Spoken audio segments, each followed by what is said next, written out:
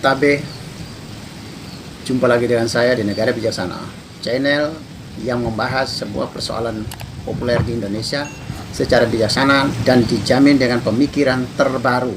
Sekarang ini usai atau pasca debat cawapres antara tiga cawapres kita, yaitu Pak Muhaimin Iskandar atau Caimin, Gibran Rakabuming Raka, dan Profesor Mahfud MD, pada beberapa hari lalu terjadi pro kontra yang cukup viral di Indonesia, terutama di media sosial ya, yaitu soal pertanyaan Mas Gibran. Dia menggunakan akronim, singkatan. Dia menggunakan singkatan SGIA, atau di dalam sebutan bahasa Indonesia menjadi SGIE. Kalau dalam bahasa Inggrisnya menjadi SGIA. Dan itu tadi kan SGIA kan untuk atau SGIE itu kan untuk Caimin. Kepada Profesor Mahfud MD, Gibran menyodorkan soal atau pertanyaan menyangkut terminologi carbon capture and storage atau CCS, atau dalam sebutan Indonesianya menjadi CCS. Jadi dua pertanyaan ini dengan mencantumkan singkatan dan terminologi ini mendapat sorotan publik yang sangat meluas. Itu yang paling menonjol ya, sorotan publiknya. Terutama pro kontra, ada yang menganggap secara keseluruhan debat itu, dari tanggapan media massa, media sosial, mengatakan debat itu didominasi, penguasa panggungnya ada di Mas Gibran. Terlepas dari penilaian item-itemnya, tapi overallnya, secara umumnya, publik mengatakan panggung dikuasai oleh Mas Gibran. Salah satu yang dinilai kemenangan Mas Gibran adalah dua pertanyaan yang memunculkan istilah CCS tadi kepada Pak Mahfud, dan istilah SGIE atau SGIA kepada Pak atau Caimin. Sehingga ada yang menyatakan Gibran atau Mas Gibran menggunakan itu sebagai senjata untuk mematikan atau mendegradasi atau menurunkan bobot Caimin dan Pak Mahfud. Dan ada juga yang berpendapat bahwa itu hal yang sangat tidak penting kok dimunculkan. Nah, sehingga penilaian publik sekarang kalau di medsos itu terungkaplah bahwa sentimen negatif untuk Gibran cukup tinggi sekarang, khusus untuk soal itu ya. Kalau overallnya atau keseluruhannya memang penilaian Gibran di atas panggung debat menjadi lebih unggul. Tapi khusus untuk item penyodoran soal atau pertanyaan dengan terminologi itu dan dengan akronim itu, singkatan itu menjadi nilai poin buruk, poin negatif, sentimen negatif yang cukup menonjol untuk Gibran. Dan di masyarakat kita mulai terbelah. Pertanyaan yang begitu penting adalah, apakah pertanyaan semacam itu memunculkan istilah yang asing atau istilah seperti itu dan atau terminologi seperti itu dan singkatan atau akronim seperti itu, apakah boleh atau tidak ke depan, atau bagaimana bisa mengantisipasinya? Dan kasus ini salahkah Gibran atau hebatkah Gibran dengan kasus ini, atau jelekkah Caimin dan Pak Mahfud dalam kasus ini? Baik, saya akan menjawab begini. Debat atau apapun yang sifatnya melibatkan lebih dari satu orang dalam hal dialog atau dalam hal diskusi, dalam hal baik secara lisan ataupun tulisan, semuanya bertujuan atau bermuara ke mencari pemikiran baru. Ya, mencari pemikiran baru, pemikiran yang produktif.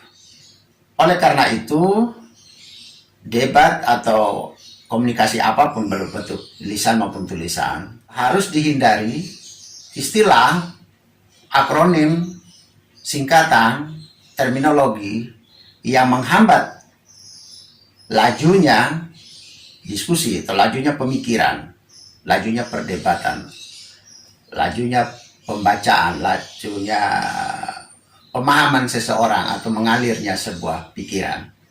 Jadi kalau seperti air atau sungai itu mengalir itu sebuah pikiran antara TikTok antara satu lebih dari satu orang, 2 atau 3 orang dan seterusnya, itu harus mengalir terus, tidak boleh ada hambatan, bahkan tidak boleh terpotong. Kalau dalam aliran sungai harus ada alirannya. Tidak boleh terpotong, tidak boleh dihambat, bahkan air tidak boleh hilang. Jadi harus melaju terus sampai ke dataran terendah atau sampai ke laut, gitulah. Apa yang menghambat sebuah diskusi, sebuah debat, atau sebuah kajian, sebuah tukar pikiran?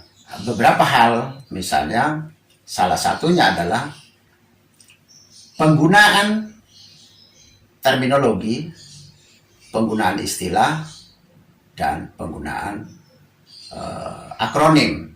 Antar komunikan itu harus saling mengerti dengan pengertian yang sama. Tidak boleh satu orang mengerti, memahami, tapi tidak bisa ditangkap oleh pihak lain, sehingga penangkapan pihak lain menjadi sulit menangkapnya, atau kalaupun menangkap bisa bias atau bisa multitafsir. Kata yang sama, singkatan yang sama, akronim yang sama bisa jadi multitafsir. Itu yang harus dihindari.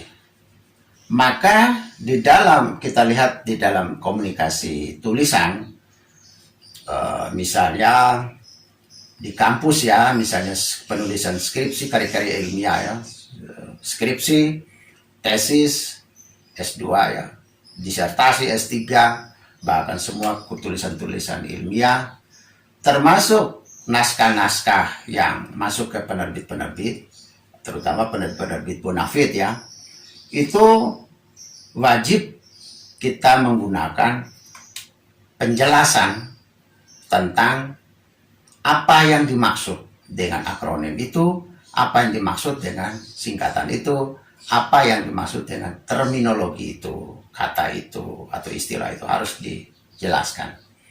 Posisinya di mana?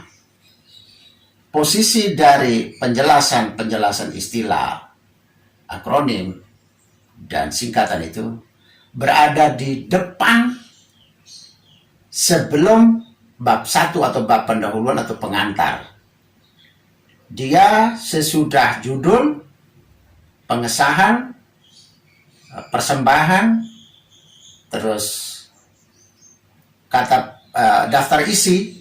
Nah, sebelum mulai dengan daftar isi, terus keterangan gambar misalnya, maka sebelum dimulai dengan bab 1 atau pendahuluan atau pengantar, dia harus ada lembaran, ada bagian yang mencantumkan seluruh istilah, seluruh akronim, seluruh singkatan yang ada di dalam ini dijelaskan di depan, supaya dosen atau siapapun pembaca buku itu atau naskah itu, dia akan memiliki pemahaman yang sama dengan si penulis, dengan si pembicara. Dia memahami yang sama.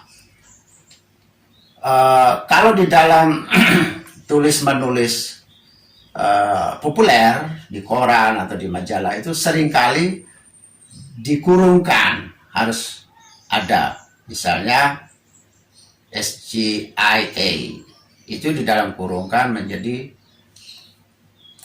penjelasannya, terjemahannya harus ada di dalam kurung, supaya pembaca kita mengalir terus, tidak perlu berhenti. Sebab kalau di bacaan, misalnya Anda ya, kalau membaca buku atau membaca koran, membaca majalah atau membaca sebuah jurnal, begitu ketemu dengan kata yang Anda tidak paham, kemungkinan besar Anda akan berhenti di situ. Di bagian itu, di halaman itu, di paragraf itu, di kalimat itu sudah diberhenti. Tidak bisa dilanjutkan lagi, karena udah tidak tahu maksudnya apa ini. Biasanya begitu. Tapi itu adalah penerbit atau jurnal atau tulisan yang ecek-ecek, yang mutunya jelek ya, yang tidak ada itu. Tapi kalau media atau penerbit atau karya yang bermutu bagus, biasanya selalu ada itu, selalu ada penjelasan ya. Selalu ada penjelasan. Begitu juga dengan lisan, kita berbicara lisan dalam ceramah, dalam pidato, dalam apapun, itu setiap kata, istilah, terminologi atau singkatan atau akronim harus dijelaskan supaya pendengar, audiens kita yang mau berinteraksi dengan kita, dia tahu, paham, sehingga ngalir terus. Kalau tidak nanti mandek. Kalau sudah mandek, apalah arti kita jadi pembicara, kita jadi penceramah, ya kita jadi narasumber kalau kita punya pembicaraan orang semua tidak mengerti. Jadi kita kayak berjalan sendiri, ya, ngomong sendiri gitu loh. Jadi kalau di dalam istilah yang pernah populer di tahun 80-an itu adalah menara gading, atau disebut apa, onani intelektual ya. Jadi menyenangkan diri sendiri tanpa menyenangkan orang lain, tanpa menghiraukan orang lain. Nah itu itu harus dihindari. Nah, sehingga apa yang dibicarakan Mas Gibran pada saat itu, dia menggunakan singkatan dan dia menggunakan sebuah terminologi yang tidak umum. Saya katakan itu tidak umum. Saya pun baru dengar istilah itu atau akronim itu atau singkatan itu, saya juga baru dengar. Dan saya kira sebagian besar lah, atau banyak sekali orang Indonesia yang pada saat menonton debat itu juga, orang Indonesia juga banyak yang baru tahu akronim itu atau singkatan itu atau terminologi itu, banyak orang baru tahu. Saya juga terus terang, saya juga baru tahu, sehingga saya mulai membuka-buka pada Google. Saya googling, saya cari ini apa artinya, apa artinya. Oh ya, setelah tahu artinya, ya ternyata ya sederhana saja sebenarnya, nggak sulit. Nah, oleh karena itu kasus itu memang tidak benar, tidak dibenarkan untuk digunakan, tidak dibenarkan. Itu kalau di dalam etika keilmuan atau etika ilmiah misalnya ya, bahkan saya pikir semua etika komunikasi juga begitu, itu tidak boleh digunakan, tidak boleh dipakai. Karena itu memacetkan diskusi, memacetkan pemikiran, pemikiran jadi terhenti, jadi mandek gitu, tidak boleh. Pertanyaannya, apakah seseorang wajib, semua orang harus wajib tahu tentang sebuah istilah atau sebuah singkatan? Tidak juga. tidak juga wajib. Alasannya, kalau itu istilah yang terlalu khusus, hanya bisa dipakai dalam dunia kedokteran. Kan bahasa-bahasa kedokteran kita orang umum kan tidak tahu juga. Saya orang sosial politik tidak tahu. Banyak yang tidak tahu istilah-istilah kedokteran. Istilah-istilah yang dipakai dalam dunia hukum juga kita tidak tahu. Ya, nah, karena itu agak khusus, penggunaannya khusus, tidak umum. Kecuali yang sudah populer sekali, kita baru tahu. Nah, istilah yang dipakai oleh Gibran ini, menurut saya memang masih asing. Mengapa dia asing? Karena dia pertama, dia adalah istilah-istilah yang khusus dipakai di dalam dunia ekonomi, terutama pada ekonomi keuangan dan ekonomi bisnis, yaitu keuangan bisnis, ekonomi syariah. Ekonomi syariah adalah sebuah cabang ilmu yang sangat muda, relatif baru ilmu itu, sehingga jadi sudah ekonomi, khusus lagi ekonomi syariah, keuangan syariah atau bisnis syariah, ilmu yang relatif baru, sehingga tidak banyak orang yang tahu, kecuali mereka yang menekuni ilmu ekonomi, apalagi kalau dia menekuni ekonomi syariah. Mungkin istilah yang dipakai Gibran juga belum tentu orang-orang yang sarjana ekonomi pun tahu, apalagi sarjana ekonomi yang dulu sebelum ekonomi syariah lahir. Ini kan ekonomi syariah itu kan lahirnya ya baru di abad 21, masih baru, relatif baru sekali, sehingga sarjana ekonomi yang tua pun belum tentu tahu. Itu satu. Yang kedua, mereka yang bekerja beraktivitas bukan bidang ekonomi, ya wajar-wajar saja kalau dia belum tahu. Tidak semua menteri kayak Pak Mahfud, kan Menteri Menko Polhukam, dia disiplin ilmunya adalah ilmu hukum. Mas Caimin dia ilmu sosial politik sama dengan saya ya, tapi dia adalah politisi. Jadi, dan dia adalah Menteri Tenaga Kerja, ya tidak berhubungan dengan ekonomi, tidak berhubungan dengan ekonomi, tidak berhubungan dengan industri, tidak berhubungan dengan perdagangan atau bisnis, sehingga wajar saja kalau dia tidak tahu. Nah, ini kan ilmu relatif baru, plus kalau orang bidang kerjanya, bidang profesinya tidak berhubungan dengan itu, memang wajar-wajar, sah-sah saja dia tidak tahu. Saya kira kalau Stephen Hawking yang penerima Nobel Fisika Dunia ya, sekelas Stephen Hawking, saya kira dia juga tidak tahu, karena dia juga ahli fisika yang level dunia, tapi kan dia tidak punya kewajiban untuk harus tahu tentang SGAI. Ya, dia tidak punya kewajiban. Begitu pula dengan dengan soal yang diberikan Mas Gibran kepada Pak Mahfud, yaitu CCS atau CCS, Carbon Capture and Storage.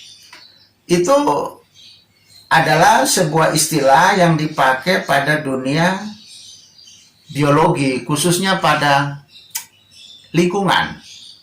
Mereka-mereka yang menekuni dunia lingkungan hidup, ya, atau termasuk mereka yang kimia, yang berhubungan dengan kimia atau ilmu kimia, ya. Nah,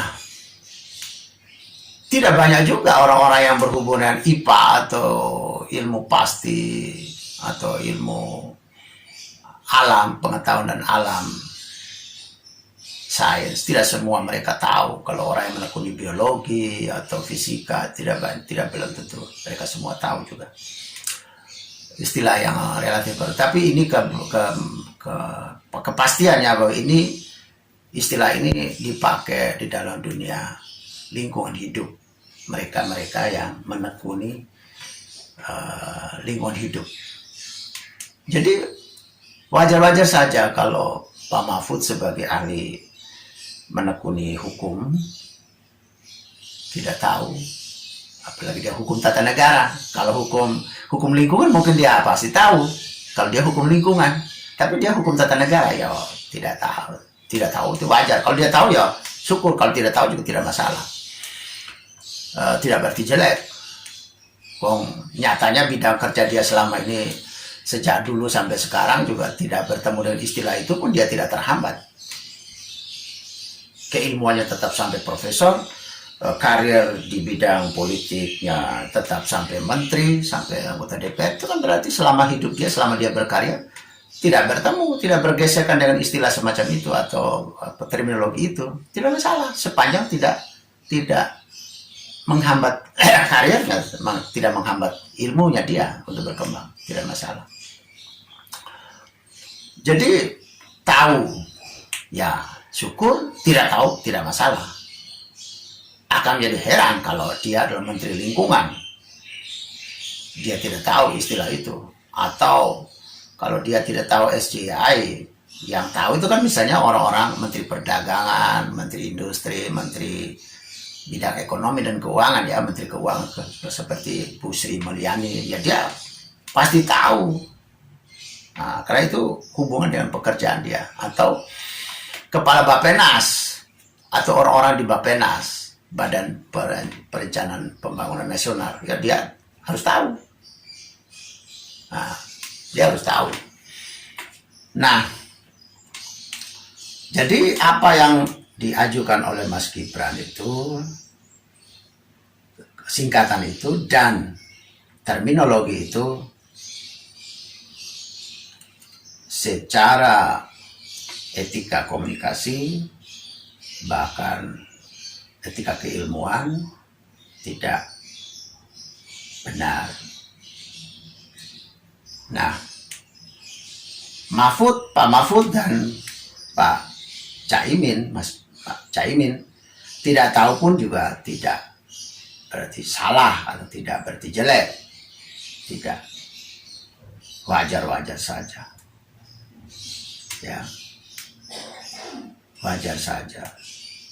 Ilmuwan tokoh dunia pun ya banyak yang nggak tahu dan seperti itu tuh, nggak bisa disalahkan. Toh kita ini juga diciptakan bukan menjadi yang maha kuasa dan bukan yang maha tahu, maha sempurna. Manusia akan punya keterbatasan. Saya kira Mas Gibran juga banyak hal yang nggak tahu juga kalau ditanya untuk hal-hal yang lain, hal yang sifatnya dunia kedokteran. Ya kita contoh saja seperti pembicaraan Mas Gibran soal asam sulfat, maksudnya asam folat tapi dia menyebutnya asam sulfat. Ya biasa saja. Itu wajar. Jadi ketika kita menyerang, orang publik menyerang Gibran dengan asam folat, sampai sekarang disebut Mas Samsul, itu asam sulfat itu tidak perlu, juga wajar saja dia tidak tahu. Nah, makanya kan dia sudah minta maaf. Itu wajar saja. Tidak perlu ada yang menilai negatif. Tidak perlu ada yang mengatakan dia jelek. Sama juga dengan sekarang. Nah, karena posisinya dia adalah tidak salah, maksudnya itu kekeliruan atau tidak, hal yang salah digunakan oleh Gibran, Mas Gibran, dan hal yang tidak salah juga tidak dipahami oleh Caimin dan Pak Mahfud, maka Pak Mahfud dan Caimin tidak disebut jelek, tidak negatif, biasa saja. Tidak ada yang salah, tidak ada yang jelek, biasa saja. Jadi kalau publik yang menilai itu jeleknya, kekurangan, kelemahan Pak Mahfud dengan Caimin yang akan mempengaruhi penilaian kualitas mereka dan mempengaruhi elektabilitas untuk pilihan orang. Wah, saya tidak mau pilih Mahfud dengan Caimin karena mereka tidak tahu SJIA dan CCS, ya enggak juga, itu keliru juga. Atau saya harus memilih Gibran hanya karena dia punya pertanyaan yang ada singkatan dan terminologi yang mematikan, yang seorang profesor enggak tahu, seorang politisi senior kayak Cak Imin juga enggak tahu. Itu artinya Gibran hebat, yang membuat saya harus memilih dia. Tidak juga.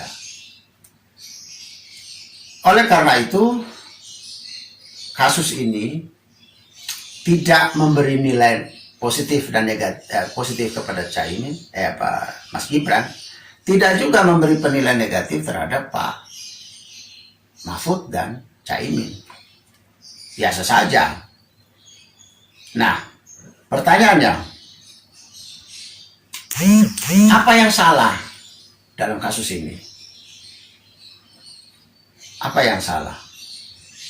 Ini juga bagaimana mengantisipasi debat-debat ke depan dan mengantisipasi debat-debat setiap pilkada yang akan beramai-ramai menyelenggarakan pilkada, dan debat ke depan, debat yang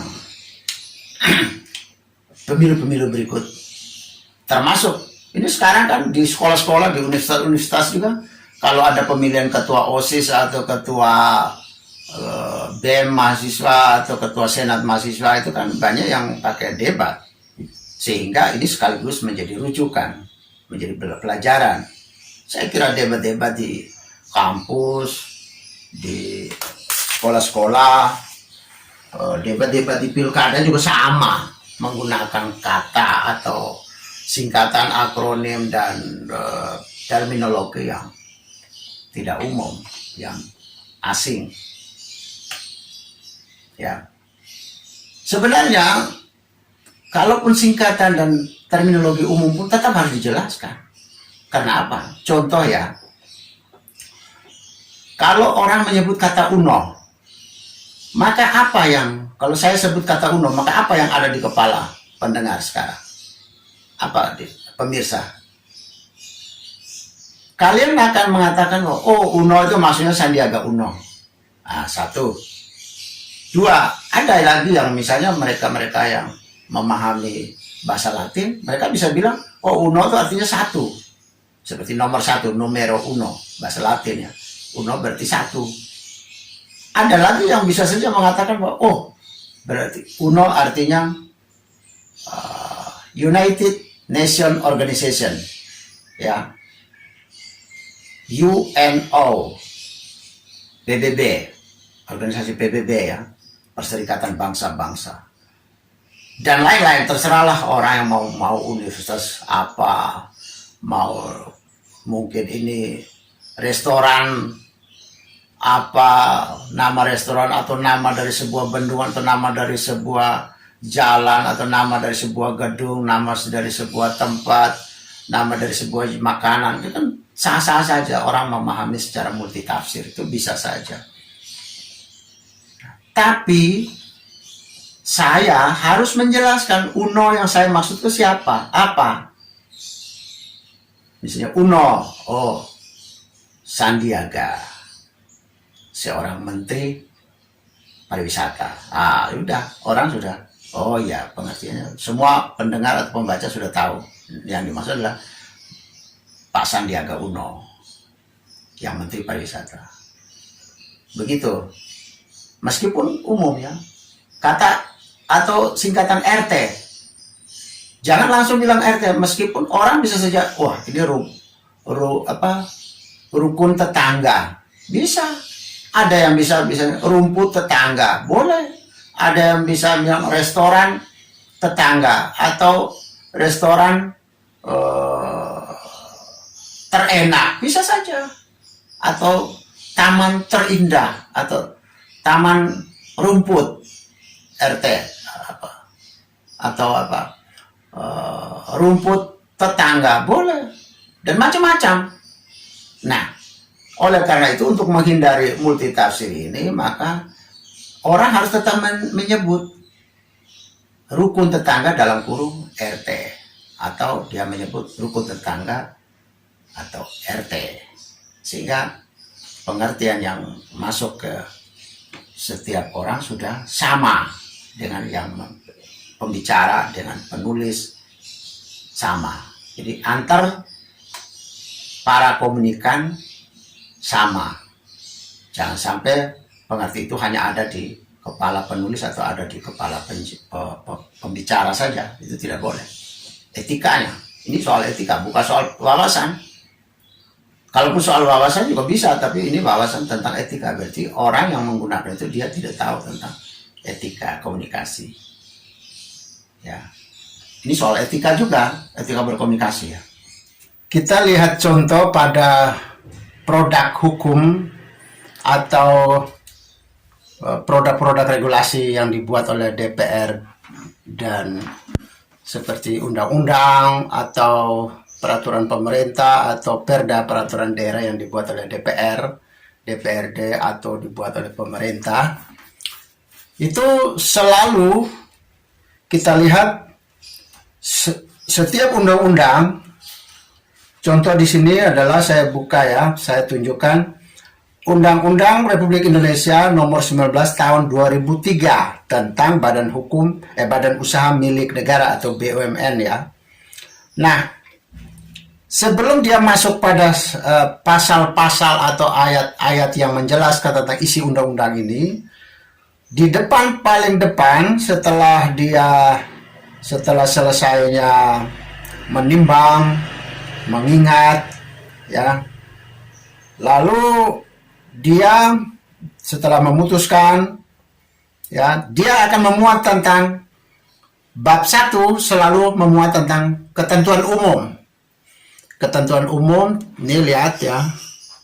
Ada ketentuan umum pasal 1 dalam undang-undang ini yang dimaksudkan dengan Badan Usaha Milik Negara, selanjutnya disebut BUMN, adalah badan usaha yang seluruh atau sebagian besar modalnya dimiliki oleh negara melalui penyertaan secara langsung yang berasal dari kekayaan negara yang dipisahkan.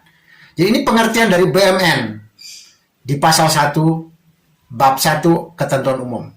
Ada lagi perusahaan perseroan, apa artinya? Lalu di ayat ketiga, perusahaan perseroan terbuka, apa maksudnya atau apa artinya, dan seterusnya ya, sampai perusahaan umum apa artinya, kata menteri adalah apa, meskipun menteri semua setiap hari kita sudah tahu menteri, tapi di dalam etika, di dalam struktur atau ya dalam struktur pembuatan undang-undang, dia harus mencantumkan seluruh pengertian-pengertian kata-kata atau istilah atau akronim atau singkatan yang dipakai di dalam undang-undang ini, itu dijelaskan semua di depan. Padahal kita akan masuk, BUMN kok perlu penjelasan lagi? Tidak. Kata perusahaan perlu dijelaskan? Tidak. Dia tetap harus menjelaskan. Bukan berarti dia tidak boleh menjelaskan. Supaya semua orang yang membaca undang-undang ini memiliki satu pemahaman yang sama. DPR, pemerintah maupun masyarakat, semua pemahaman yang sama ya.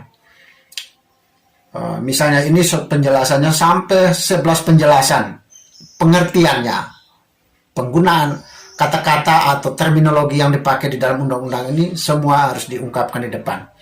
Ya, baru nanti pada pasal kedua dan seterusnya ke sana baru mulai ya, maksud dan tujuan pendirian BUMN dan lain-lain dan seterusnya.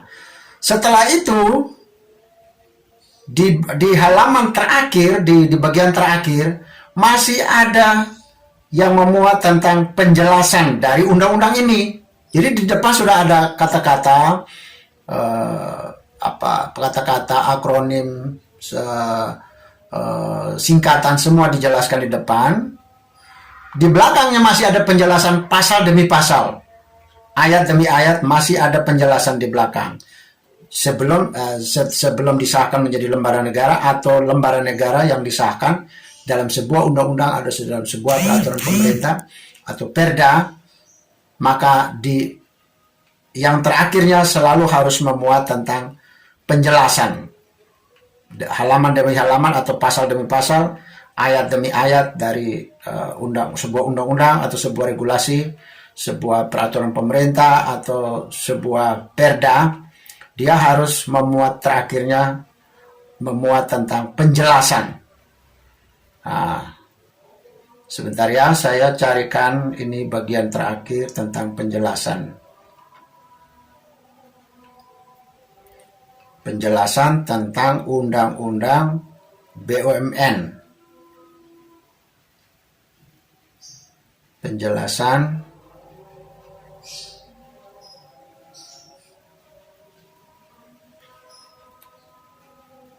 Nah, ini Lembaran Negara Republik Indonesia tahun 2003 nomor 70.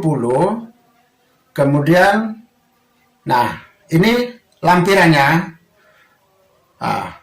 Presiden Republik Indonesia penjelasan atas Undang-Undang Republik Indonesia nomor 19 tahun 2003 tentang Badan Usaha Negara, milik negara. Di belakang ini ada mulai dari halaman 32 sampai halaman 54, ya. Itu dia memuat tentang penjelasan pasal demi pasal, ayat demi ayat. Dia menjelaskan lagi semua supaya masyarakat Indonesia yang jumlahnya 280 juta orang ketika membaca undang-undang ini semua pemahaman yang sama, ya. Nah, inilah penjelasannya malah banyak sekali dari halaman 20 mulai dari halaman 32 sampai halaman 54 dia memuat tentang penjelasan pasal demi pasal. Jadi lihat di regulasi negara, pembuatan regulasi negara dari undang-undang sampai dengan perda di daerah-daerah itu selalu ada, terakhirnya itu selalu ada lampirannya berupa penjelasan pasal demi pasal. Nah, inilah untuk menghindari penggunaan kata, penggunaan istilah, penggunaan singkatan atau akronim harus sama. Jadi butuh ada penjelasan semua, ya. Jadi di dalam regulasi kita selalu ada penjelasannya. Jadi silakan coba membaca undang-undang atau perda atau peraturan pemerintah, itu selalu ada struktur semacam itu. Didahului oleh penjelasan makna tentang kata-kata ini yang dipakai di dalam, dan terakhir ada penjelasan pasal demi pasal lagi. Nah, itu. Jadi semua sesuatu yang formal untuk dikomunikasikan ke publik, untuk dikomunikasikan ke orang lain, itu semua perlu penjelasan. Tidak boleh yang ngambang, tidak boleh dilempar begitu saja terus diam, tidak benar. Itu nanti salah pengertian setiap orang, salah pemahamannya, salah mengartikannya. Nanti tujuan untuk kita menyampaikan pesan yang sama agar dilaksanakan di berbagai level manusia atau setiap warga negara tidak tercapai. Sekarang kita lihat pertanyaannya, apakah Gibran salah? Apakah Gibran salah kalau itu dianggap tidak tepat penggunaan kata itu atau singkatan itu tanpa diikuti dengan penjelasan? Apakah Gibran salah?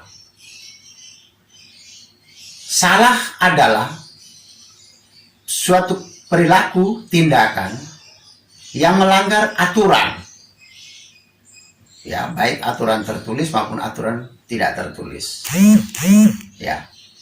Nah, sekarang kita lihat di dalam aturan KPU, kita tidak pernah tahu, tidak pernah dengar selama ini, tidak pernah baca selama ini bahwa ada aturan main tentang penggunaan istilah, penggunaan akronim, penggunaan singkatan atau penggunaan terminologi. Itu tidak pernah ada aturan main yang mana yang boleh, mana yang tidak.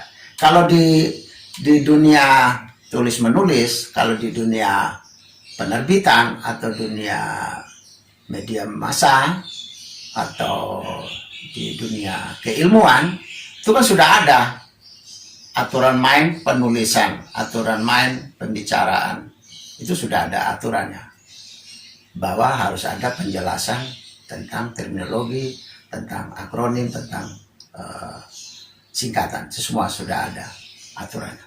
Tetapi di dalam perdebatan capres, cawapres, perdebatan di pilkada, dan macam-macam, itu tidak pernah ada soal penggunaan istilah, akronim, dan singkatan. Tidak ada. Karena tidak ada aturan, maka Gibran melakukan itu tidak bisa dianggap salah, karena tidak diatur. Sesuatu yang tidak diatur tidak dianggap salah. Ya. Kalaupun disalahkan itu hanya kesalahan etika, bukan kesalahan prosedural, bukan kesalahan regulasi. Bukan dia salah terhadap regulasi, enggak, kesalahan etika, etika komunikasi. Tetapi mengharapkan etika saja tidak cukup. Sebuah etika itu harus diuraikan di dalam regulasi.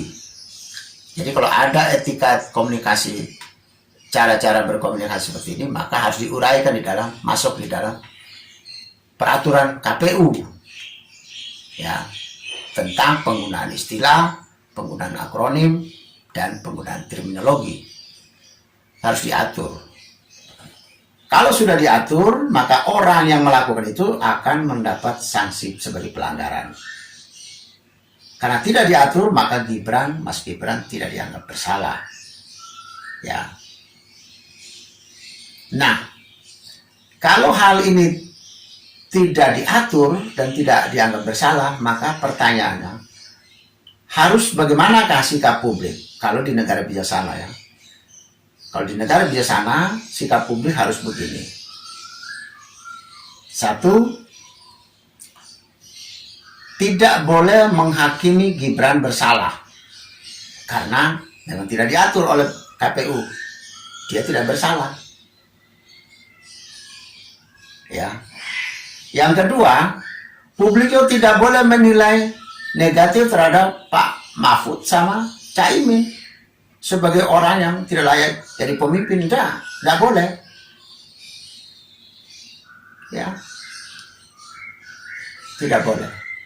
Kalau ini kita lihat dalam kampus, di dunia kampus, dunia universitas, dunia persekolahan, kalau ada soal yang salah sebagai sebuah kelemahan pembuat soal itu langsung dianggap tidak ada.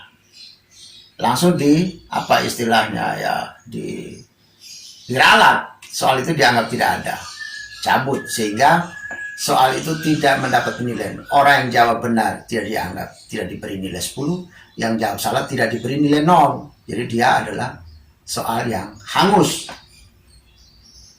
Soal yang dibuang. Itu dalam dunia persekolahan atau dalam dunia universitas, dunia kampus selalu begitu, seringnya begitu. Kalau setelah ujian berjalan, terus guru atau dosennya melihat bahwa soal yang saya buat salah. Berarti soal nomor berapa soal ini. Dia akan mengkomunikasikan dengan staf atau pegawai supaya soal itu harus dicabut, dianggap tidak ada. Sehingga nomor itu, guru atau dosennya tidak boleh memberi nilai pada nomor itu. Ya, nomor itu dianggap tidak ada. Nah, publik Indonesia, kalau di negara bijaksana, publik harus menganggap istilah itu dianggap tidak ada. Akronim itu dianggap tidak ada, sehingga Gibran tidak disalahkan, tidak dibenarkan. Pak Mahfud dan Caimin tidak juga disalahkan. Kalau mereka tidak tahu agak kesulitan. Jadi nomor itu atau hal itu dianggap tidak ada. Jadi tidak memberi nilai negatif bagi Gibran dan Pak Mahfud dan Pak Caimin, juga tidak memberi nilai positif pada Gibran. Biasa saja, nilai itu jadi kosong. Ya, kosong. Nomor itu dianggap kosong. Nah, manakah yang harus dinilai? Kalau di negara bijaksana, nomor itu atau soal atau pertanyaan itu hanya dinilai ketika Gibran sudah melakukan revisi. Ketika Gibran sudah menjelaskan bahwa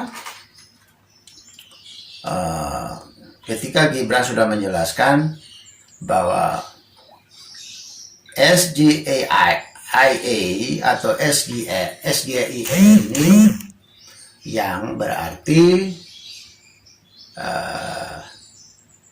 State of the Global Islamic Economy.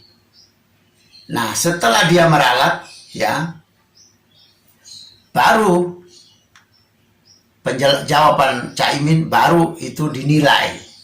Maka soal ini nilai untuk Gibran ketika dia sudah meralat, baru penilaiannya dimulai dari situ.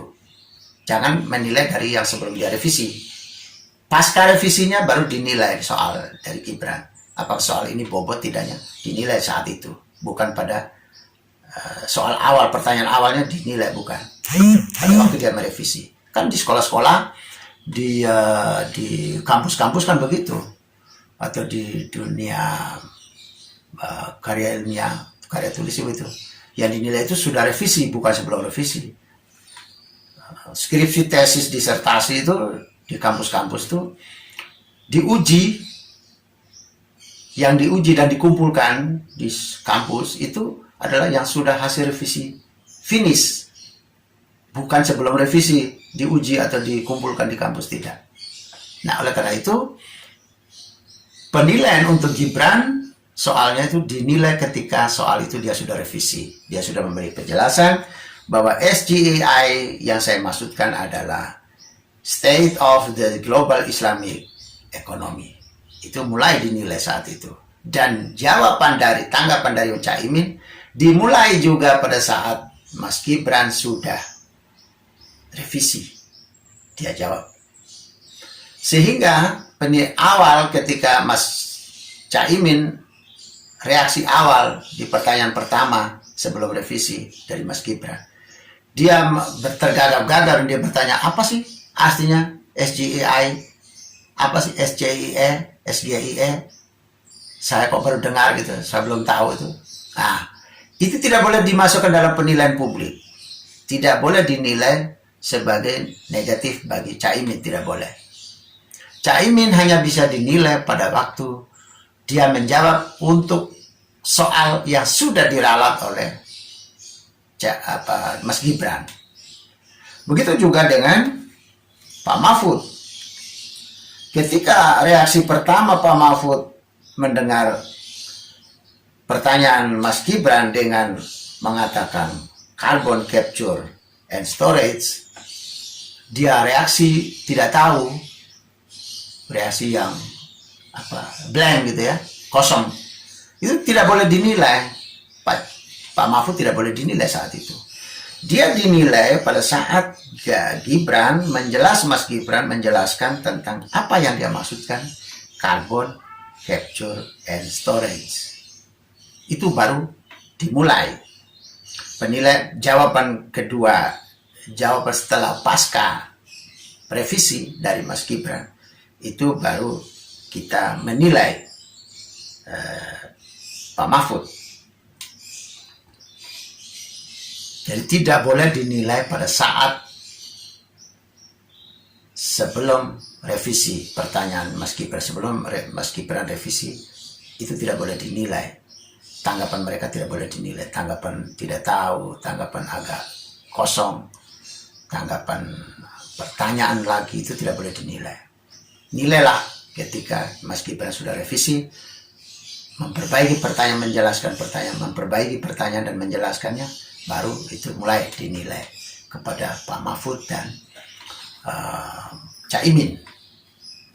Nah, kalau di negara bijaksana,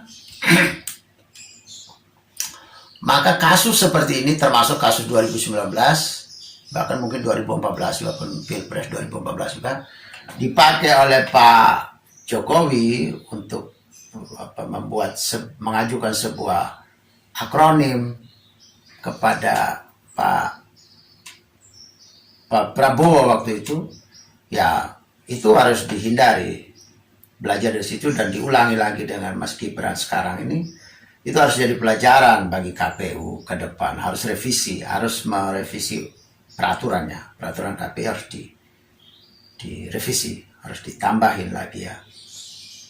Dan kalau di negara bijaksana juga, rakyat, masyarakat di negara bijaksana, para pemilih tidak bijaksana di negara bijaksana, tidak menghukum Mas Gibran dengan mengajukan pertanyaan yang ada singkatan itu dan ada terminologi itu. Tidak boleh menghukum dia karena memang aturannya tidak ada. Dan juga tidak boleh menghukum Pak Mahfud dan Caimin hanya karena di pertanyaan awal sebelum revisi mereka tergagap-gagap dan tidak tahu. Itu tidak boleh diberi penilaian negatif terhadap kedua cawapres ini. Oleh karena itu, khususnya dalam hal ini, dalam hal terminologi ini dan singkatan ini, pada waktu itu kita semua harus, publik, masyarakat di negara bijaksana harus bijaksana, yaitu tidak memberi penilaian jelek atau positif kepada Mas Gibran, kepada Caimin, kepada Pak Mahfud malam itu. Tidak boleh. Harus dianggap tidak ada soal itu, tidak ada. Hanya yang berlaku adalah soal setelah Mas Gibran revisi. Ke depan kepada semua capres-cawapres, bahkan kepada calon gubernur, calon wakil gubernur, calon bupati, calon wakil bupati, calon wali kota dan calon wakil wali kota ke depan, termasuk dengan calon ketua OSIS di sekolah-sekolah, calon ketua BEM di kampus-kampus, ketua senat mahasiswa di kampus-kampus. Kalau itu di negara bijaksana, saya pastikan mereka tidak akan mengulang lagi pembicaraan debat yang akan memasukkan pertanyaan dengan kata-kata atau terminologi atau singkatan atau akronim yang tidak umum, yang tanpa melalui penjelasan, itu tidak boleh dilakukan. Itu tidak menunjukkan Anda hebat kalau Anda melakukan tindakan itu, yang lain tidak tahu. Tidak, sama sekali tidak ada ukurannya bahwa Anda hebat. Dan juga orang yang tidak bisa menjawab itu juga bukan berarti mereka adalah tidak hebat. Karena saya sudah bilang tadi, kalau hal semacam itu dianggap jelek, saya pastikan kata-kata itu yang Anda gunakan semua itu atau singkatan itu, Stephen Hawking yang penerima Nobel Fisika Dunia pun tidak tahu. Apakah keahlian Stephen Hawking sebagai fisikawan berkelas dunia, apakah bisa diralat hanya karena akronim atau terminologi yang Anda pakai? Dia tidak tahu. Tidak juga. Anda bisa lebih banyak lagi yang tidak tahu, hal yang tidak tahu. Tapi semua status dan profesi Anda tidak diralat, tidak berkurang juga. Tidak berkurang. Dan juga Anda juga tidak dianggap hebat juga. Jadi, selamat berdebat, selamat memberi penilaian dengan bijaksana. Jika Anda setuju dengan saya, Anda seide dengan saya, berarti kita berada pada satu perjuangan yang sama, yaitu ingin melihat Indonesia menjadi lebih baik, Indonesia menjadi negara yang bijaksana yang kita impikan. Caranya adalah dengan Anda memberi dukungan dan berpartisipasi dalam channel ini. Subscribe di bawah channel ini, bunyikan lonceng di sampingnya untuk menunjukkan Anda berlangganan secara gratis, dan ada pemberitahuan setiap kali saya mengirim edisi baru. Dan jika Anda setuju dengan ide ini, jangan lupa bagikan ke semua relasi Anda. Terima kasih.